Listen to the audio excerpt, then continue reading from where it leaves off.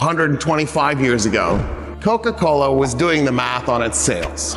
I believe by that point it had already abandoned the cocaine content. It was just cola at that point. But once you name something cocaine cola, how do you ever walk back from that? You know what I mean? It's too good of a name. So they noticed something. People bought Coca-Cola in the summer. A little bit in the fall, a little bit in spring, not in the winter. People didn't think of it as a winter drink.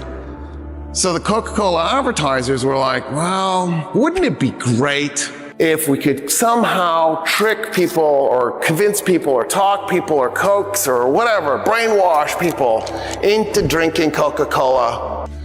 So here's what Coca-Cola advertisers came up with.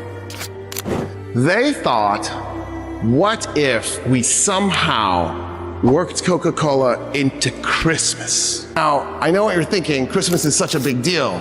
Not back then. Back then, Easter was the deal. Christmas was important. People would go do Mass to commemorate Christ's birth, but everybody's bored. The real interesting thing is to be killed, executed, and then come back 2 days later. That's fascinating, which is why people focused on Easter. So what the Coca-Cola advertisers did was, they found a saint who was about to be decanonized, Santa Claus. The Catholic Church was like, he hasn't performed a miracle in a while, let's unemploy him. They grabbed him, they merged him with the story of St.Nick, and then somebody got inspired. Inspiration was to merge him with Cringle. Cris Cringle was a Danish thief whose job in the day was a chimney sweep. He could pop his shoulders out and he could fit down a chimney. He would rob your house and then work his way back up, but you'd have a clean chimney. And they merged this together, but they then took St. Nicholas out. He was usually portrayed as a young man and skinny young man in green and brown clothing. They stuck him in Coca-Cola colors, red and white.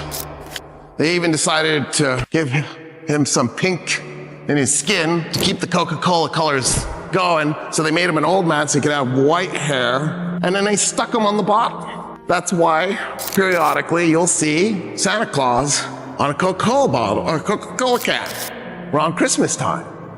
Because they made him up and they transformed Christmas. So instead of Christmas being an important event, but not an especially emotional event, an especially involved event necessarily. I mean, there were nice traditions around it, stockings and maybe a tree. They turned it into this thing where all of a sudden this mythical being who drinks a lot of Coca-Cola